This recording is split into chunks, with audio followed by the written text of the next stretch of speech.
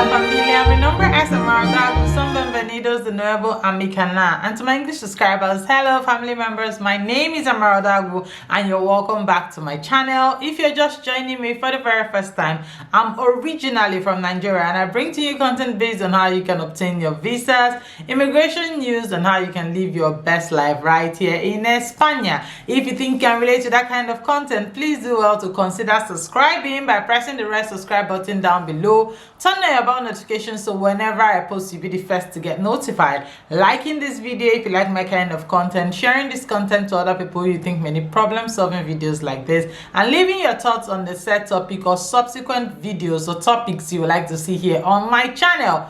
Disclaimer, I am not an immigration lawyer, neither am I a recruiter. This video is brought to you based on my own personal research and personal experience. So do well to do your own research before taking your next step. Without further ado, let's get into today's video.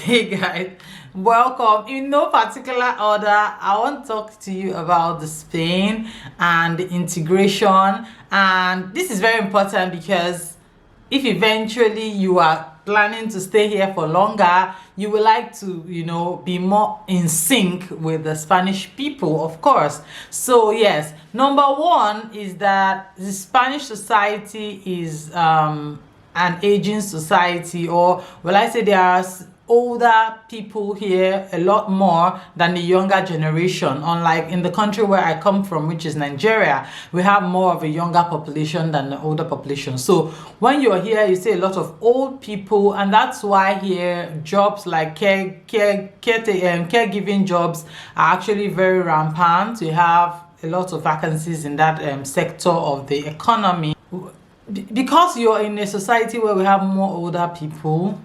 And in general terms, Spanish people are actually very laid back when it comes to the way their way of life.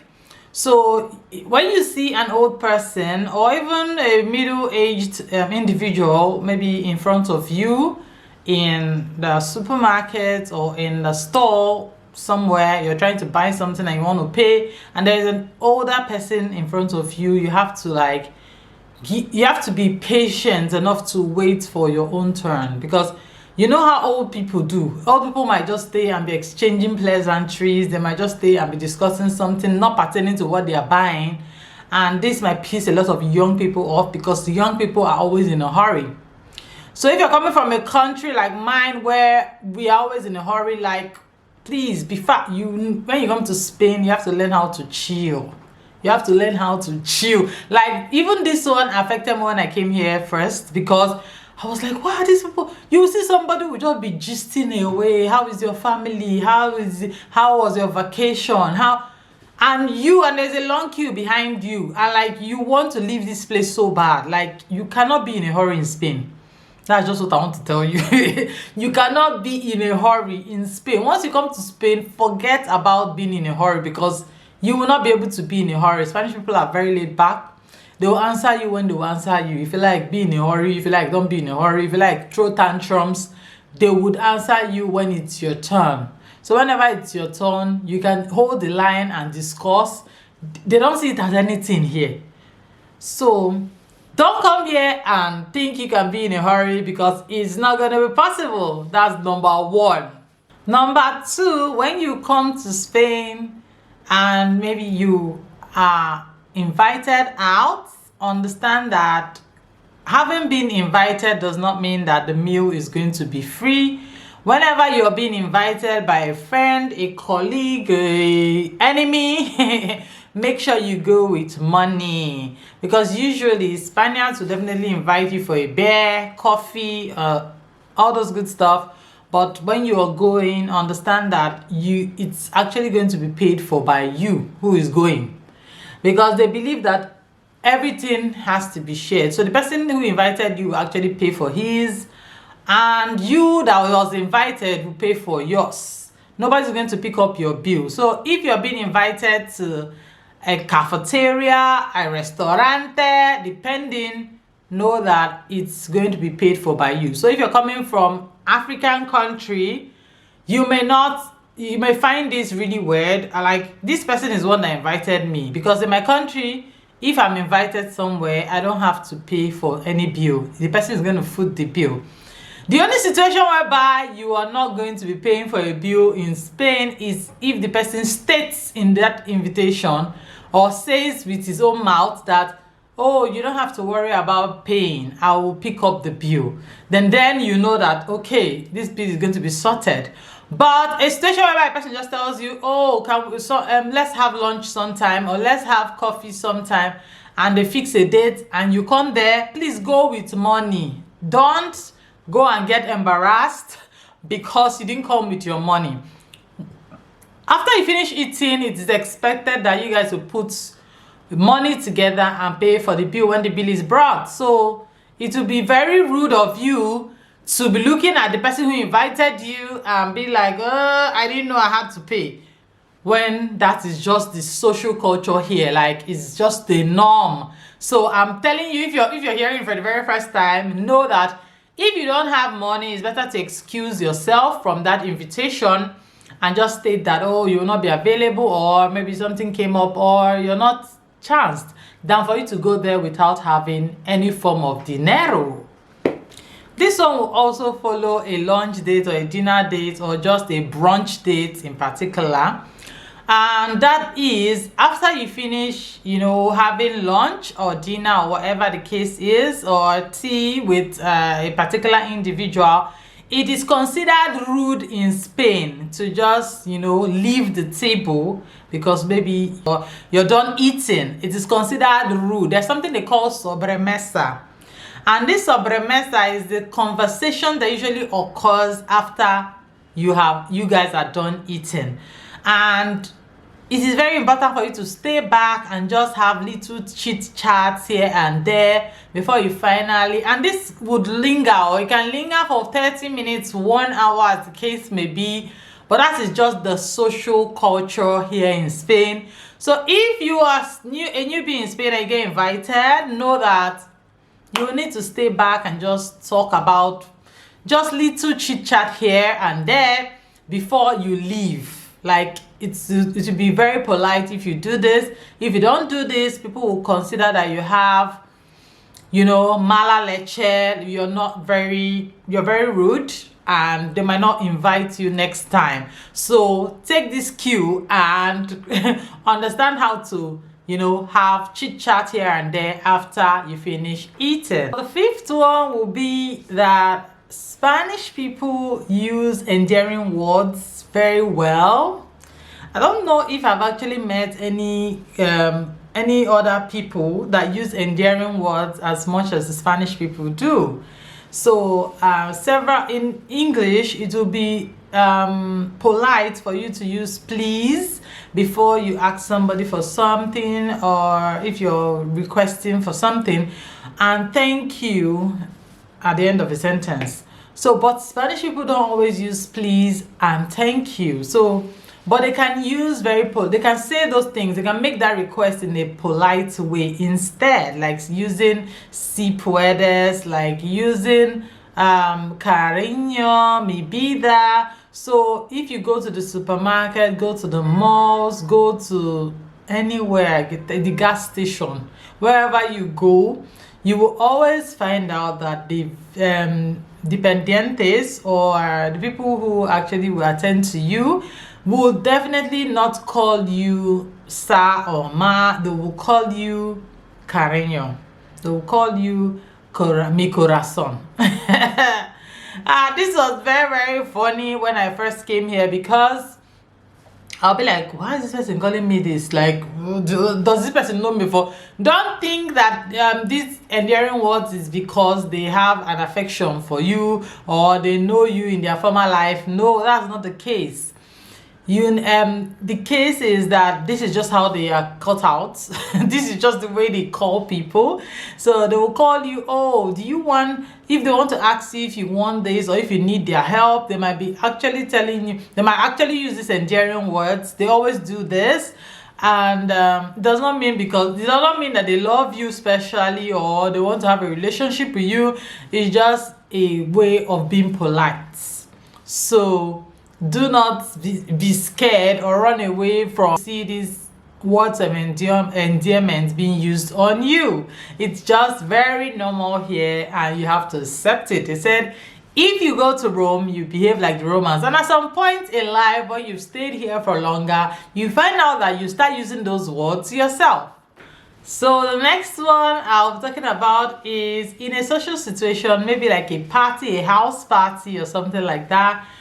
When you gather, please, after lunch or dinner, it is expected that the height you can go to in order to show appreciation or help the person who is the host is to clear the table. You can actually do that, but you should not go ahead to suggest that, oh, you want to do the dishes. It looks like that is crossing your boundary, so don't do that. So once you finish clearing the table, if you want to, you can as well take your leave. It's expected that you should take your leave.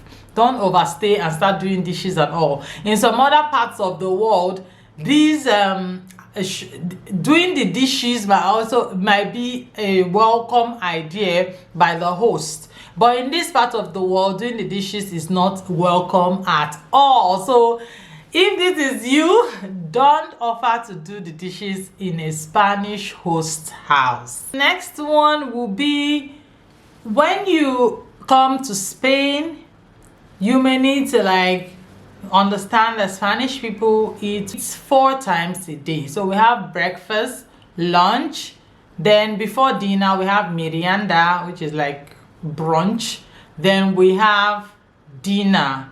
So that's how it goes here. So don't be surprised when you see them eating more than 3 times a day. It is just a normal thing here. People eat more than 3 times a day. Breakfast is early in the morning. Then for lunch, they have their lunch around 1, 2. Then for the brunch, the merienda is usually around 5. Then dinner is 8 to 9. And in all these food times, Spanish people take it very seriously to eat when they're supposed to be eating. No matter where they are, if they are at work, they will have to go on a break and eat. So if you're working with a Spanish person or you're doing assignment with a Spanish person, once the time to have lunch reaches, they would excuse you and go and eat. So if you're somebody who is a very passionate person, maybe you're doing an assignment, you don't want to break, because if you break, you might not come back to it. When you are with a Spanish person, you cannot be telling a Spanish person not to eat too. You can't be telling a Spanish person, no, oh, let's just round this up so that let's just round it up so that we'll know we've done it. Spanish person cannot leave food because of assignments, or leave food because of you want to work. It's not possible. Maybe Americans can do that. Spanish people are not. They would eat that food, eat it very well to the last bit before they go back to that assignment. So if you if you are very passionate about work, school work, normal work, any kind of work, and you are dealing with a Spanish person, know that you cannot tell the Spanish person to leave food or leave rest or don't take your vacation and continue working. A Spanish person would never take that suggestion or advice from you. Spanish people they take their vacation very seriously. They take lunch break and many other breaks that they are given very seriously. They believe that they are working to work so that they can enjoy their life, not the other way around. So know this and know peace. In Spain, the formal greeting here is usually un beso on both sides of the cheek. That's the norm, and this norm has actually come back because COVID is gone. When COVID was around, this un beso, which is double cheek kiss or double-sided kiss on the cheek, was not done because of the transfer of fluids that usually happens for COVID to spread. So people will just usually greet you and be far off. But now that COVID is gone, people have gone back to greeting on both sides. Spanish people are this is how they greet. So when you come here and you see somebody trying to greet you in that way, don't be surprised or shocked. This is just the way they exchange pleasantries. This is the way they greet, and don't run away from it or shy away from it. You can do it. It's safe to do it now because COVID is not around anymore. So this is how they greet. In my country, you just say hello, hello. Of course, for somebody who knows you, that's the person who knows you will greet you like that. Anybody who is just seeing you on the street will not. Anybody who is seeing you on the street will not want to greet you like that. You can just tell the person, hola, ¿cómo estás? Or hola, buenas tardes, buenas noches, buenos días. That's it. So this is different case scenarios. But if it's a friend that you've not seen, mucho tiempo sin verte, you've not seen in a while, you can as well greet the person, on both sides of the cheek with a kiss. So this is the normal way Spanish people greet, and when you want to leave, you would say hasta luego or adios or anyone that comes to your head. But greeting is very important here in Spain. It's going to be wrong if you meet people and you don't say hi or hello, or if somebody wants to kiss you on the cheek and you kind of draw back. It doesn't show that you accept that person or you want any friendship with that person. So do well to extend your cheek as well and do the same thing. It's actually very, very normal to do it here in Spain. And the one that resembles this one also is when you are in Spain, people tend to, when they want to talk to you, they tend to come closer than normal. Because in my country, when people are talking to me, they don't need to come so close. Spanish people like to come so close to you. They want to be talking to you and be looking at your eyes. They want to be talking to you and be staring deep into your eyes. So sometimes it might be too close for comfort.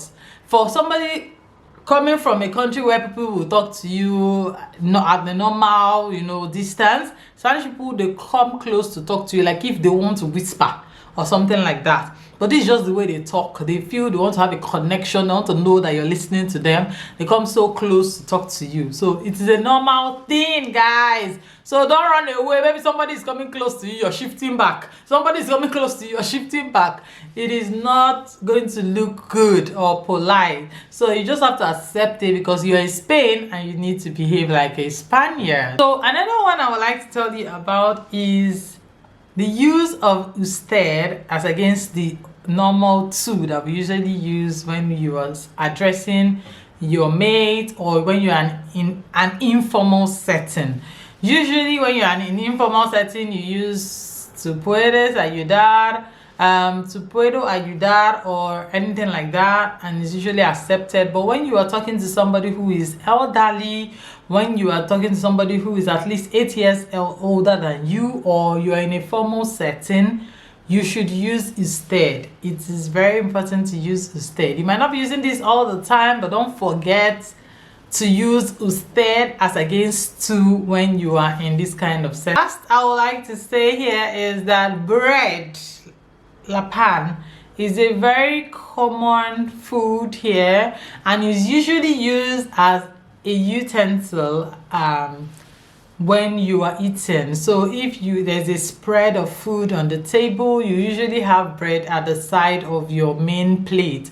The bread should not be put in your plate to prevent it from getting soggy, and in order for this bread to help, because here they use bread to push food into your fork or spoon and to mop up the plate. So this is the end of 10 things I think you should not do when you are currently here as a newbie in Spain. If you have any other questions, please do well to leave them down in the comment section and I'll be getting to answer them as soon as I see them. or use my details up here and send me those questions of yours. Guys, do not forget 2024 is fast approaching, and I told you the next time you see my face will be in 2024. For those who want to apply for studies in 2024, I will be taking, I'll be taking you step by step on how to apply for your university education, either for undergraduate studies or postgraduate studies, as the case may be. And I'll be doing this for a fee. You will need to join my membership. It's not free, guys. So if you're reaching out to me, know that you have to pay for this service. Do well to reach out to me using my details. I'm going to be getting admissions for you, and I'm going to be helping you also with your visas, as I've been doing in previous years. And in 2024, I'm going to talk about scholarship. That's Erasmus Mundus scholarship. I've made a video on this. If you've not seen that video, do well to check out that video on here. And also remember, I work with an authorized translator, and I can bring that service to you. If you need it, do well to contact me using my details, and of course I will be doing it as soon as possible. Guys, here is me. Thank you very much for sticking with me throughout this year. I appreciate your support. Everybody who has always come back to watch my videos, dropped a comment, liked, subscribed, thank you very much. I appreciate you. You made my 2023 an awesome one. Please, if you've been watching my content, if you've been watching my videos and you've been getting value, guys, I don't know why you have not yet subscribed. I don't know why you have not yet liked. I don't know why you watch a video and you don't drop a comment. This comment helps me to know the kind of videos you like. This comment helps me to know whether a content, you enjoyed it or not. If you don't drop it, how do I get that feedback? Guys, please do well. This 2024, we have to make a new year resolution.